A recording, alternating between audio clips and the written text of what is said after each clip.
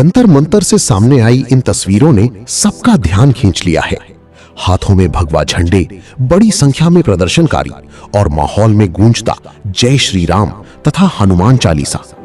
आखिर दिल्ली के जंतर मंतर पर ऐसा क्या हुआ कि रिजर्वेशन रिफॉर्म को लेकर एक नया आंदोलन चर्चा में आ गया?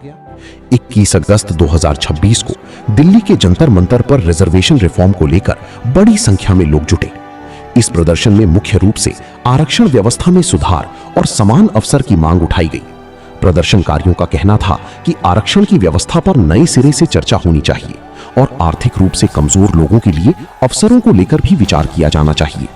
प्रदर्शन के दौरान कई अलग अलग संगठनों और समूहों के लोगों की मौजूदगी की खबर सामने आई, लेकिन इस आंदोलन की सबसे खास तस्वीरें तब देखने को मिली जब प्रदर्शन स्थल पर लोगों ने हनुमान चालीसा का पाठ किया और सियावर रामचंद्र की जय की नारे लगाए।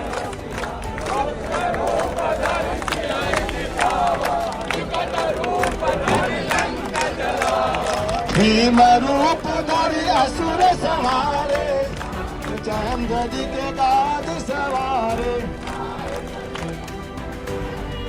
प्रदर्शनकारियों की प्रमुख मांगों में आरक्षण व्यवस्था में बदलाव, आर्थिक आधार को महत्व देने और कुछ कानूनों के कथित दुरुपयोग को लेकर पुनर्विचार जैसी मांगें शामिल थीं।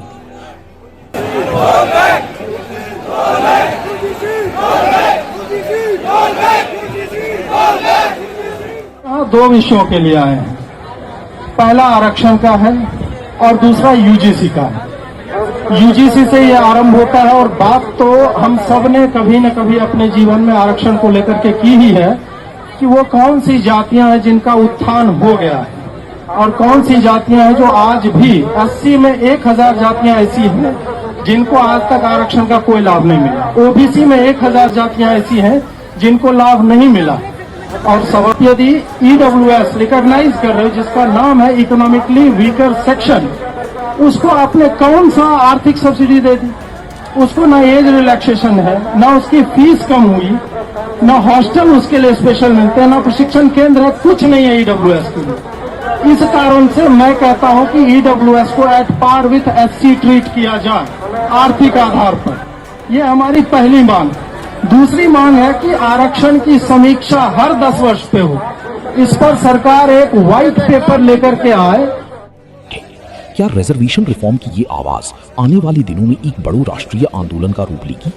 फिलहाल इतना जरूर है कि जंतर मंतर की ये तस्वीरें एक बार फिर बता रही हैं कि आरक्षण का मुद्दा आज भी देश में बेहद संवेदनशील और महत्वपूर्ण बहस का विषय है। आप इस पूरे मुद्दे पर क्या सोचते हैं? अपनी राय कमेंट में जरूर बताइए।